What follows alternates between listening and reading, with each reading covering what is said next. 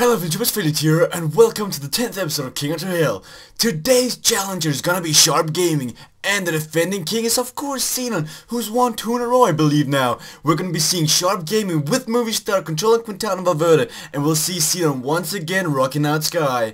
And you can leave some hate on Xenon for picking Sky twice in a row. I mean, it's kind of an easy choice, but you know what? If you wanna win, you gotta do what you want. Like, if you want to win, you gotta pick Sky. It's an automatic win. So let's see what's gonna happen. It might not be an automatic win. Let's see what Zharp can do. The 10th episode of King of the Hill is officially underway. Let's take a look at the teams. And when I said in the intro, by the way, that it was a certain win for Sky, don't take that way too serious. I just meant that for you to get a bit pissed at Xenon. But it's gonna be nice to see Quintana versus Froome. Wait, let's start off with the challenger this time. We're gonna have ZharpGaming with Quintana, Amador, Crestivejo, in South Plaza, Smith, Valverde, and Visconti. We've seen this team been used before quite a lot by Cuba and so on.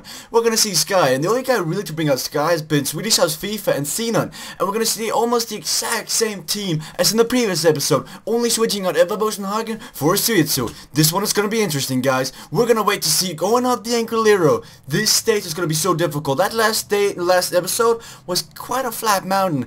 Couldn't say the same about this. I believe a fellow commentator of mine will call this a black mountain. This is very weird. So we're seeing Zharp and Xenon making a truce, saying we can just do X2 all the way to the Ancolero, not attack, and just pace slowly on the peloton, making sure they actually have to go for the victory in the end. I don't know if I like this. I mean, it takes out a lot of the competition aspect, but I kind of like the sportsmanship, but I'm on the edge about this. I mean, is it really that fun to say, okay, let's work together? It's a 1 versus 1, let's work together. I don't really know about that, but we'll see how this turns out. So I just feel like saying this. I kind of feel Xenon is like the Fabian Cancellara kind of type. Like, you know, the guy who's like, just slow down, let's just nullify this race, let's just not race at all, let's just go through the race relaxing. That's the kind of king he's been so far. In every single stage he's been trying to say, okay, we're grown man, we'll just pace and do this tactic basically to the end. And this is actually the first guy that's actually worked with 100%. And I guess people have respect for Xenon. I have respect for Xenon. But that much respect? I don't know. PCM is everything. Finally some action. After about 100 kilometers of X2, the first real mountain is gonna appear, and they're gonna take a right turn here, and we'll see the big guns get away. Are we gonna see Xenon pace for it? This category 1 is not as steep as Ancolero, but you can still feel. Let's see what they're gonna do. We already see Valverde moving to the front, while Suitsu's already there pacing. Quintana and Valverde are both already all the way to the front, yet we're yet to see Froome. Froome is sitting in the middle of it, and it looks like he's gonna crack actually down here with Crestivejo and Smith.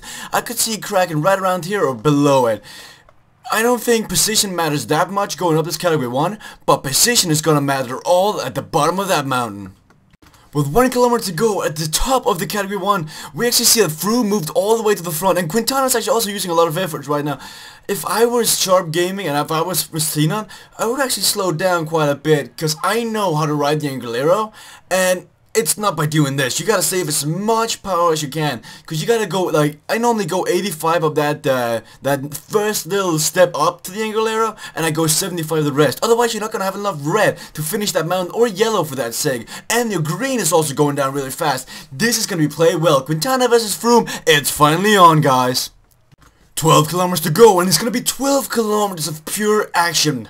It's gonna be an exciting finish, guys. Are you ready for it? Put in the comment section below who you think is gonna win. And as I say that, we see that Xenon is attacking away with Hinao. I mean, this is not that smart, because I don't think Hinao will play. He won't play a role, but I guess you gotta waste him. We see that Quintana's already playing out. I feel that Zharp is using my tactic by going 85 already now, and then 75 later. And Xenon is also attacking with Cataldo. This is not gonna matter. We won't see Hinao and Cataldo playing any sort of difference. But it actually caught up to the 2 guys in the front. He actually caught up to Quintana with the help of Cataldo. I couldn't see if he actually paced or attacked, because the animation is the same this year. And you see, once again, you would think that Michael Nieve is pacing or attacking, but he's actually trying to get up there protecting Froome, I'd say. Okay, they're side by side. Actually, not almost side by side. Quintana and Port. It's gonna be Froome versus Quintana this one. I don't think that we're gonna see. Oh, and now it's already caught anyway. He's down there. Yeah, we're not gonna see that mattering. 8 kilometers to go. You gotta save as much power as you can, because this finish is gonna be rough. And we actually see that Xenon is staying behind, and he already lost. He already lost Port from the looks of this. So it's only Froome is alone. What the heck?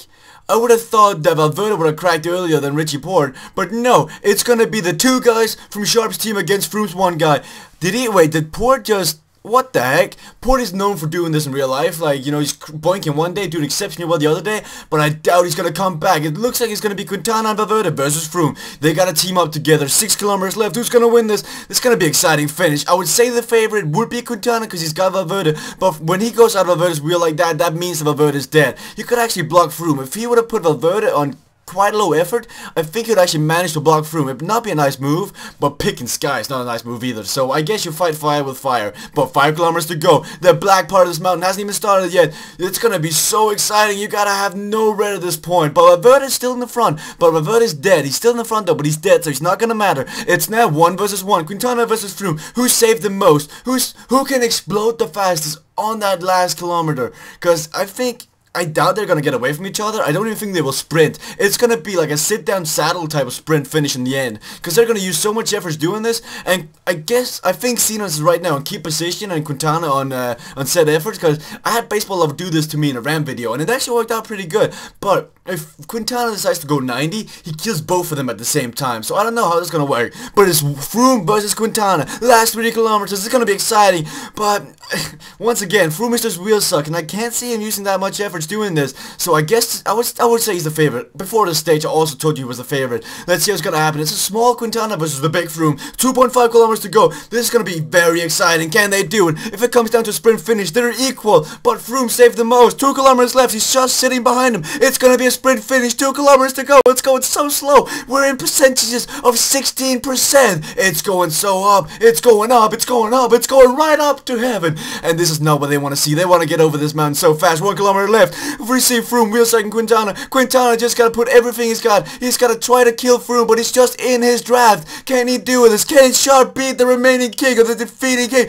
He's actually already starting to attack. He's already attacking. This is gonna be exciting. 1 kilometer to go. Can Quintana do this? Quintana's in the front. Froome is yet to accelerate. It looks like Quintana's gonna take it. 600 meters to go. 500 meters to go. Quintana's in the front. He's leaving Froome behind. Sharp Gaming is gonna be the new king. Quintana beats Froome. How do you feel about that, Xenon?